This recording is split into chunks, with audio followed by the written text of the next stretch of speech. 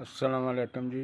नाम मेरा जावेद है। यह निक्का जिहा मेरा कारोबार, 2 डब्बे धर के अपनी मेरी एक बच्ची ओहदे वास्ते बीवी जहनी पागल है जी, वो बीमार रहिंदी जी, उसकी दवाई लैके आया जी, कोई चीज़ नहीं उन्होंने सारी दिहाड़ी एक बच्चों वास्ते धक्के खांदा, कोल पैसा भी कोई नहीं जी, बिल आ जाए वो नहीं दिखता जी।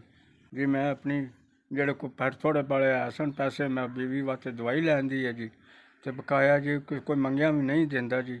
ऐ मेरी हालत जी, वेख लो जी।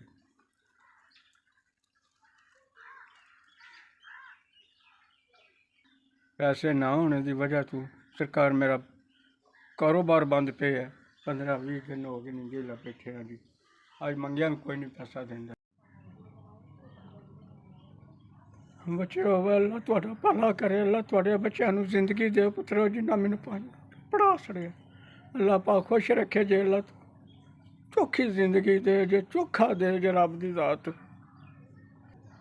मेरे पुत्रो मेरा पुत्तर कोई नहीं जेड़ा मेरा कोई सहारा बन जाता, भला होवे जे जिन्ना मेरा पढ़ा छड़े नौजवान दा भला होवे, तुहाडा भी भला पुत्तर भला होवे जे।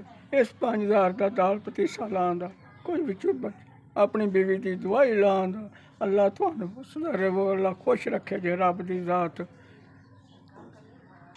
मेरे पुत्रो अल्लाह तुहानू तकलीफ भी ना लगे, कदे कदे इस बुढ़े का ध्यान कर लिया करो।